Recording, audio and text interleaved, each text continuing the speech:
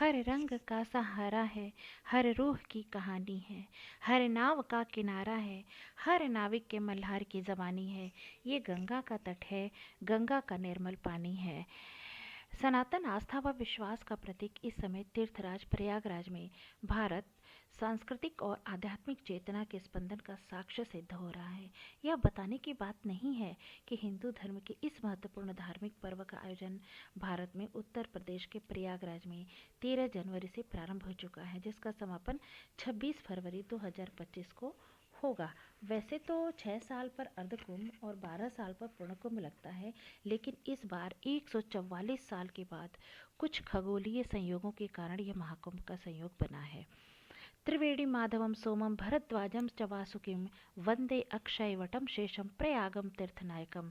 महाकुंभ का यह पावन समयकाल ऋषियों, योगियों व साधु संतों के लिए ध्यान व साधना का समय विशेष महत्वपूर्ण रखता है, जिसमें लाखों श्रद्धालु शामिल होते हैं। यही कारण है कि आम जनमानस इस अवसर का लाभ उठाते हुए खिंचे चले आ रहे हैं। पता है, इतनी सारी बातें, इतनी सारी इनकी महत्ता सुनने के बाद मन में एक श्रद्धा अपने भी जाग उठी और हम लोग भी जाने के लिए तैयार हो गए। और हम खुद को मतलब इसको जाने से रोक नहीं पाए। बहुत लोगों की ये शिकायत है कि वहाँ भीड़ है और ऐसी व्यवस्था नहीं है, वैसी व्यवस्था नहीं है। तो भाई, ये तो एक श्रद्धा की बात है।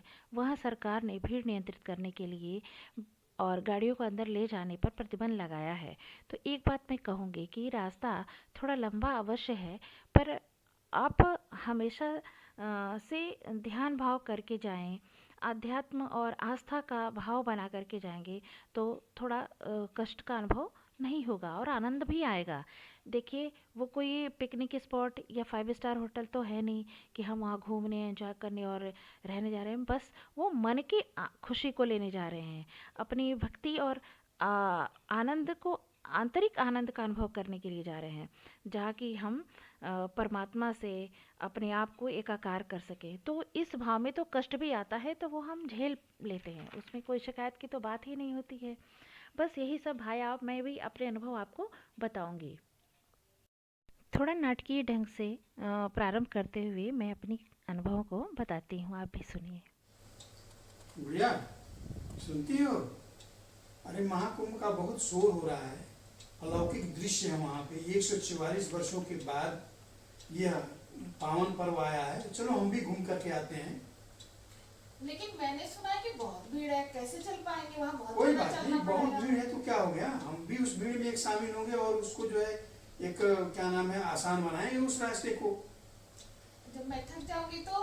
कोई बात नहीं, आप थकेंगे नहीं, वहाँ सुविधाएं हैं, उस सुविधाओं का लाभ लिया जाएगा। चलिए कोई बात नहीं, चलते हैं। और आपका साथ रहेगा तो मैं चले ही लूंगी। बिल्कुल, हमारा पूरा पूरा साथ है और आप मेरे साथ चलिए। ठीक है, चलिए आज ही चलते हैं। ओके, चलिए, डन। ओके। बस फिर क्या था, हमने बैग पैक किए, एक एक सेट कपड़े अपने अपने रखे, जो वहाँ जा कर के स्नान करने के बाद पहनेंगे, और फिर खुद तैयार हुए और चल पड़े। तैयार होकर के बाहर, गेट से बाहर निकले। रात का समय था, 8:30 के लगभग हो रहे थे, और गेट से बाहर निकले। वहाँ थोड़ी दूर रोड पर जाने के बाद ई रिक्शा पकड़ी, और ई रिक्शा से धीरे धीरे ई रिक्शा वाला 10 मिनट के अंदर हमें मेट्रो स्टेशन पर पहुंचा दिया। मेट्रो स्टेशन पर पहुंच करके टिकट ले करके हम जैसे ही मेट्रो आई, बैठ भी गए।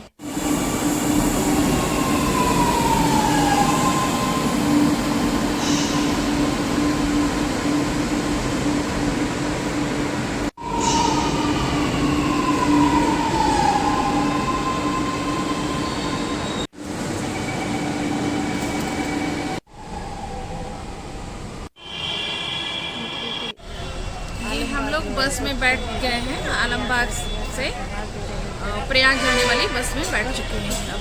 भी थी और उसमें बहुत सारे सीट अच्छे थे, और बस के थ्रू हम बाहर आगे निकल गए। वहाँ पहुँचने के बाद फाफा मऊ नामक एक जगह पे बस रुकी। वहाँ पे गवर्नमेंट की बसें और भी थी, तो हम चेंज करके वहाँ से दूसरी बस थी उसमें लोग लाइन लगा करके, कई जगह लाइन में लोग लगे हुए थे और उसमें लाइन से ही उनको बिठाया जा रहा था ताकि धक्का मुक्की ना हो, किसी को भीड़ भाड़ ना हो। भीड़ तो बहुत थी, तो लाइन में नहीं लगेगा व्यक्ति तो कैसे बस में जाएगा, क्योंकि एक दूसरे को लोग धक्का मार के गिरा भी सकते हैं। इसीलिए वहाँ लोग थे और बस के द्वारा हम वहाँ एक चुंगी नाम का कोई स्थान है वहाँ पहुँचे। वहाँ से फिर एक ऑटो पकड़े, ऑटो से वो हमें जहाँ पे पैदल जहाँ से स्टार्ट करते थे चलने के लिए गंगा स्नान पर, तो वहाँ हमें रोक दिया। वहाँ 3 बज रहे थे पहुँचे बिना, तो ये कुछ लोग हमारी उधर से पद वापस यात्रा भी आ रहे शुरू थे, हो गई तो यहाँ हमने से। पूछा कि भाई गंगा अब का हम चल किनारा रहे कहाँ हैं। है, कितनी दूर है संगम का। तो क्या उन्होंने लोग गया बताया कि क्या लोग यहाँ से करीब 5 हाँ किलोमीटर गाड़ी पड़ेगा कहाँ आपको, सब और वहाँ बैरिकेटिंग थी, उसके अंदर गाड़ी जाना अलाउ नहीं था। फिर हम लोग वहाँ से पैदल चलना स्टार्ट कर दिया।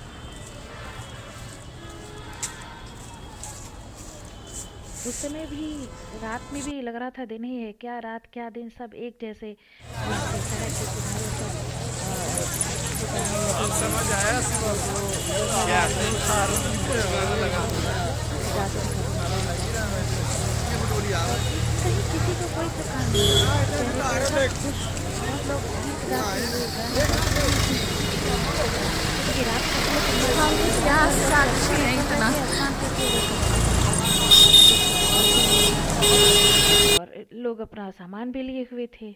हम लोग कुछ दूर आगे जाने के बाद दातुन था तो दातुन लिए, दातुन किए, थोड़ी दूर और आगे जब चले, जब निकट आ गया तो कल हम लोगों ने कहाँ हो वहाँ गया तुम चलेगा बताओ। देख रही थी कि भाई कहाँ है, कैसी व्यवस्था है। तो वहाँ कुछ दूर जाने के बाद हमें दिखा कि शौचालय बने हुए हैं, बहुत सारे लाइन से बने हुए हैं। वहाँ पर लोग खड़े भी थे और वहाँ एक बाहर पानी की टंकी लगी हुई थी, उसे हैंड वॉश कर रहे थे और छोटी छोटी बाल्टियाँ भी उसमें रखी हुई थी, लोग अपना पानी लेकर के उसमें जा रहे थे।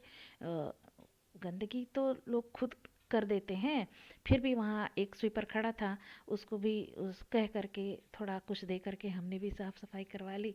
वो तो खुद भी करता, लेकिन अब थोड़ा हमें भी जल्दी ही थी और हमने उसका शौचालय का यूज़ किया, हैंड वॉश करके वहीं दातुन ले करके दातुन वातुन करके थोड़ा आगे बढ़ गए। अरे वहाँ तो लोग बैठे हुए थे नहाने के लिए। संगम का किनारा तो दिख नहीं रहा था, बस लोगों के सिर ही दिख रहे थे। अब इतनी भीड़ थी, इतनी भीड़ थी, बस उसमें मैंने इनको कहा पहले आप जाइए नहा करके आइए, फिर मैं कपड़े देखती हूँ। फिर वो गए नहाने के लिए और जब वापस आए तो मैं भी गई, और सूट पहने पहने ही मैं वहाँ जा कर के अंदर स्नान करके आई बाहर। फिर जा कर के चेंजिंग रूम तो था बट बहुत ऊपर था। अब ऐसे ही किसी तरह से अंदर बैठ करके मैंने कपड़े चेंज किए, फिर तैयार होकर कलश वलश हमने रखा हुआ था,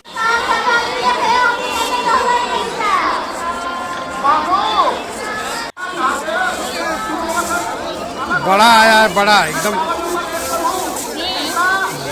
गंगा के किनारे गंगा का पूजन करके आई। तभी एक पंडित जी घूम रहे थे और वो टीका लगा लो बोल रहे थे, फिर हम दोनों ने टीका लगवाया और बहुत अच्छा भी लग रहा था।